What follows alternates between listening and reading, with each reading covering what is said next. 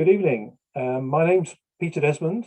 I'm one of the organisers of Fairer World Linfield, and we are just starting here the beginning of Linfield's Great Big Green Week. So you're very welcome. And today's topic is on COP26 and a presentation from the Linfield Parish Council. I'm going to be talking about COP26, and we will be providing some links in the chat, and also the slides and links will be in our October newsletter. So let me start by sharing my screen.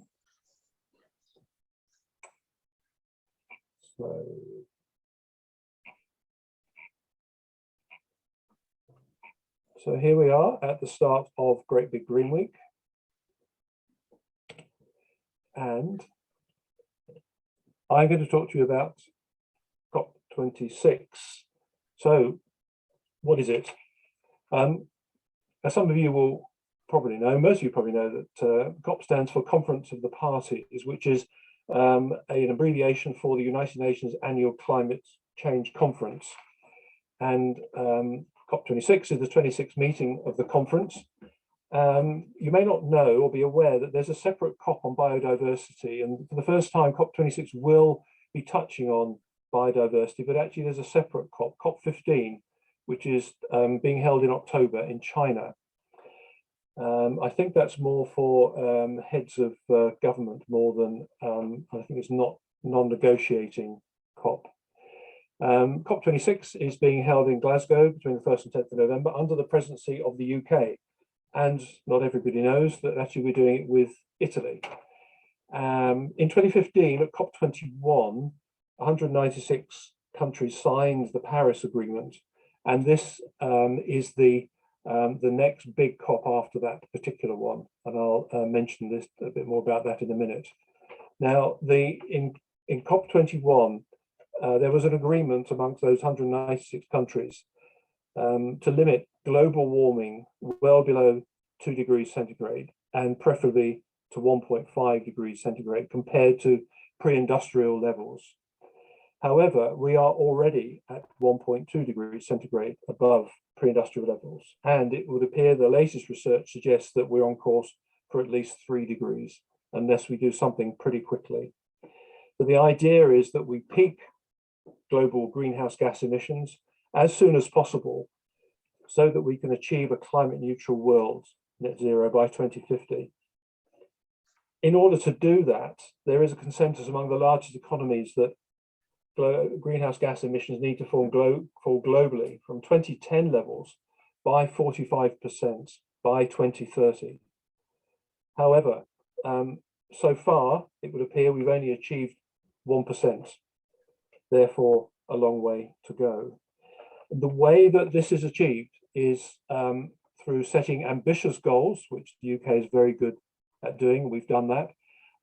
And these are published in nationally determined contributions, NDCs, as they're referred to.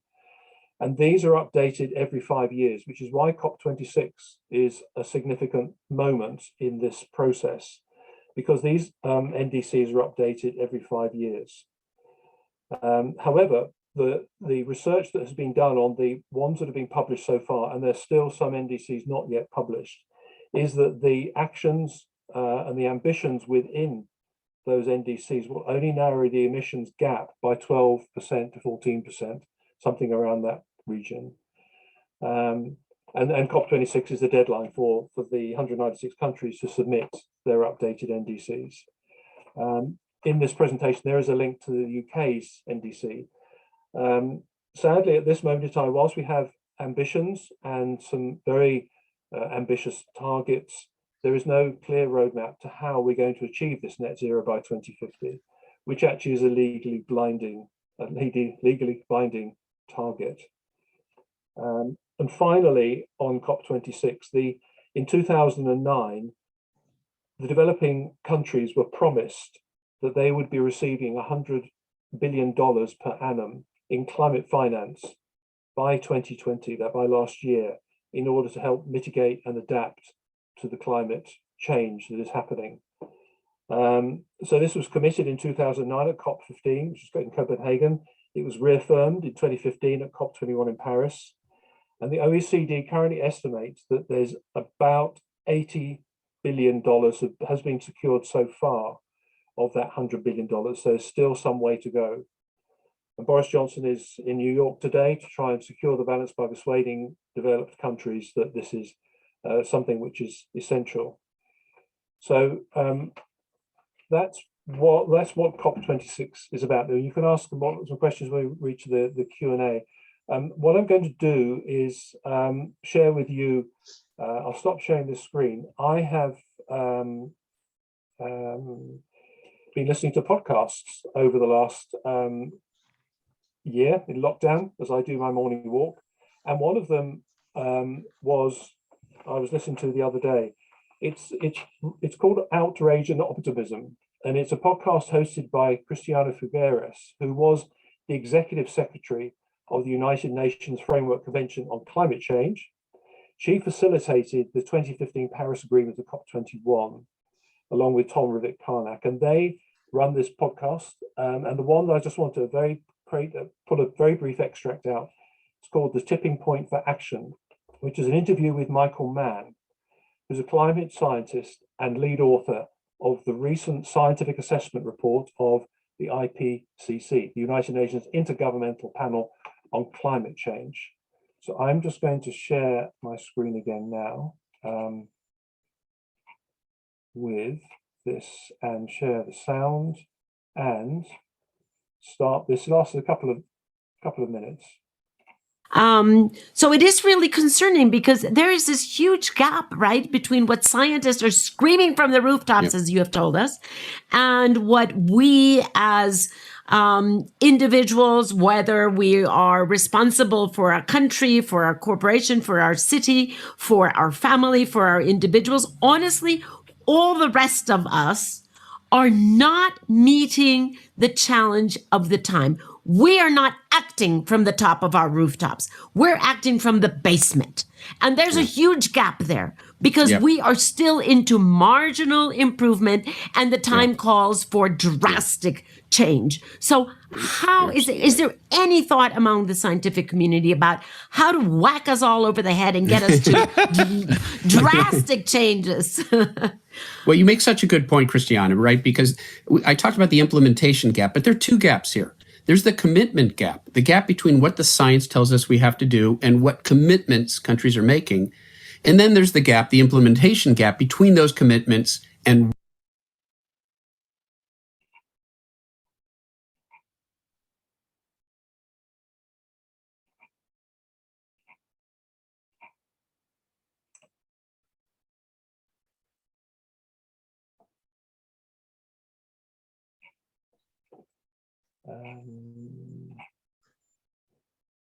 I am going to have to stop sharing. Apologies for that. Michael Mann was talking about how there are gaps between two gaps, one between what is being targeted and what is actually being done. So I don't know what happened there. So apologies for that. There'll be a link in the chat shortly, which will take you to that podcast, and you can listen to that at your leisure. So let's hope that we can get the second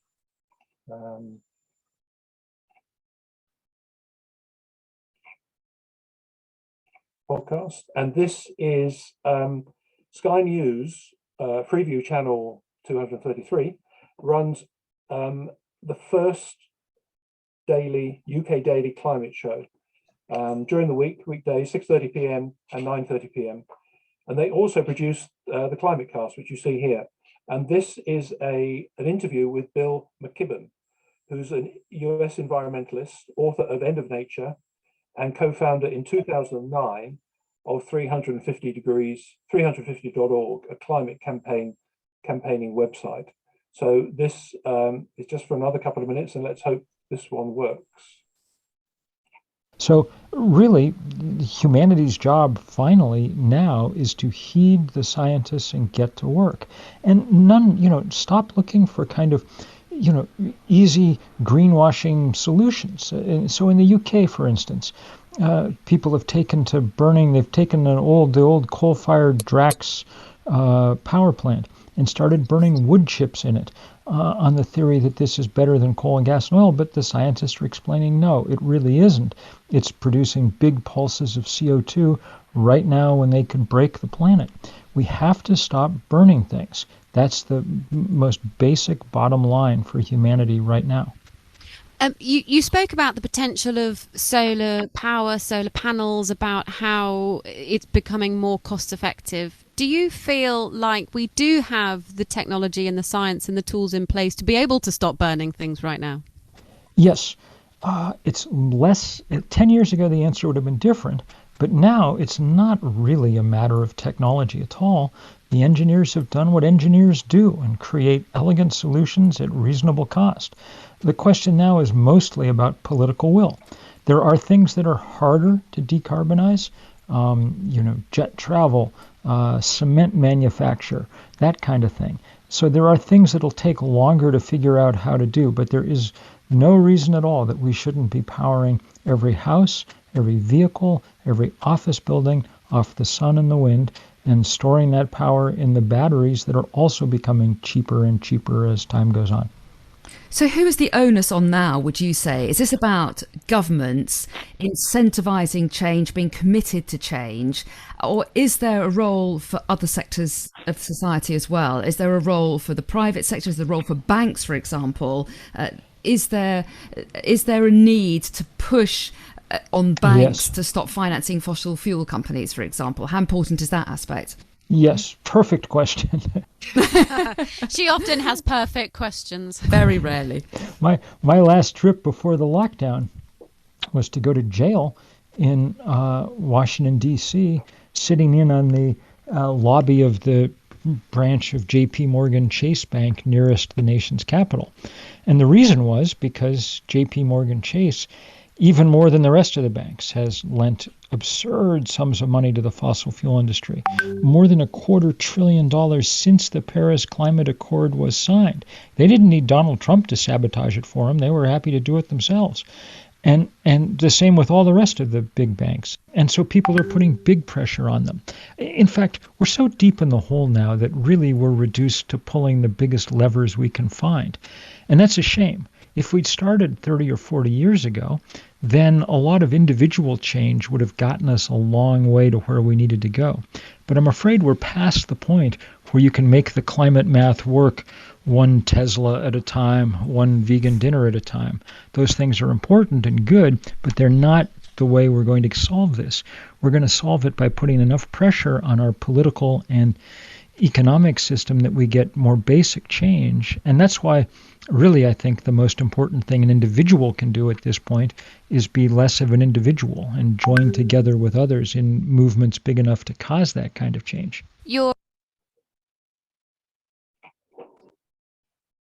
So got to the end of that one, thank goodness. So this is a precursor into the Linfield Parish Council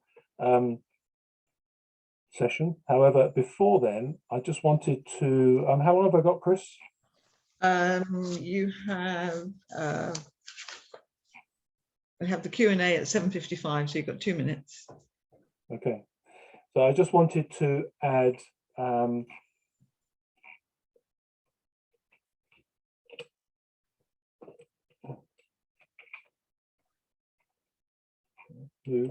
okay, so we've heard those two. Just how can you be involved in COP26? So very briefly, you could go to Glasgow if you wanted to. Apparently, it's a little bit of a challenge, particularly for those countries who are going to be most affected by this. I mean, there's all sorts of issues about travel and accommodation, and there certainly is a campaign to close, not to have the COP this time, because it would be underrepresented by the by developing countries. We can all follow the media coverage. There is a Race to Zero campaign, which is ongoing. I think there's another one just started called Race to Resilience, something like that. You can sign up to a newsletter. The COP26 Coalition has one, and also the Climate Coalition Declaration. Write to your MP, as I have done on several occasions, to suggest that we need to have a much clearer roadmap towards getting to our ambitious target, and perhaps writing to Alex Sharma, asking for greater action on the government's current 5 priority areas, and they are adaptation, resilience. We're almost past the point of dealing with mitigation. We just need to adapt. Nature, energy transition, clean road transport, and finance. And I just wanted to close this part of the session on a lighter note, given that the government has now produced its campaign, and here we have the people who are going to take it forward one step greener with the Wombles, who have been reinvented, especially for COP26. So we can all become Wombles again. Okay. Chris, that's Thank you. it. I will keep recording whilst we have the Q&A. Okay, thank you, Peter. There's nothing in the chat, so I just wondered if anybody would like to unmute themselves. If they have a question, just raise their hand. We've got a few minutes for questions. Anything you'd like to discuss or air? I suspect it was so clear, Chris, and so informative that people are dumbfounded. It's covered absolutely everything. They have no questions whatsoever. Oh, Clive. Hello, Clive. Hello, good evening, Chris. Good evening. I'm sorry I'm late, actually. I turned you on and I had an electrician overrunning in the dark. So back and forwards and yeah, No food, problem. meetings, etc. interrupted. Quick question, I've obviously missed quite a lot and I apologise for that, but it's an interesting, important subject, which is at the top of my list and most councillors whenever they can. Have you discussed anything locally this evening before tonight regarding Linfield? Not yet. You're on time for the presentation by Linfield Parish Council. Thank you very much. That was an easy question to answer, wasn't it? We have a question from Caroline Cotton. Caroline, do you want to unmute yourself? Your hand is up. No, no, okay. Sorry, not intentionally. I'll, Okay. All right. I'll put my hand down. Sorry, Caroline. That's all right. Gillian. It's just a point, really. We've got a relative of someone who lives in Henfield who's working or walking with 5 others from London to Glasgow. And it's called Walk to COP26, and they're going 400 climate conversations on the way. And they've asked us in Henfield whether we'll walk 20 miles on the last day into Glasgow with them. So we'll be here in Henfield, they'll be walking 20 miles into Glasgow. We haven't got it planned yet, we're just thinking about it, wondering whether one of the ways to do it would be to have climate conversations with other groups. So we could, for example, have a team walking out to Burgess Hill or to Linfield or something else. Nobody might sign up for this idea, but we just thought it would be a nice thing to think about. I don't know. Anyway, so it's called Walk to COP26 if you want to look at their website. Yep. They sound quite... It's a very great idea. Amazing people doing that. So if anybody on the call has any thoughts or ideas, Gillian, how do they get hold of you? They can email me or so it's shall I put my if you put that in the chat for me? Yeah, or the SH2030 one is another way. I'll put it in the chat. Okay, so those who don't know, Gillian is part of Sustainable Henfield and also a councillor. Yeah. Gillian? Yeah. Okay. Thanks. Okay, good idea. Thank you. Any other questions? I don't see any hands up. Okay. If anything occurs later on, then let us know. Okay. I will stop recording now. Thank you. All right. So the second part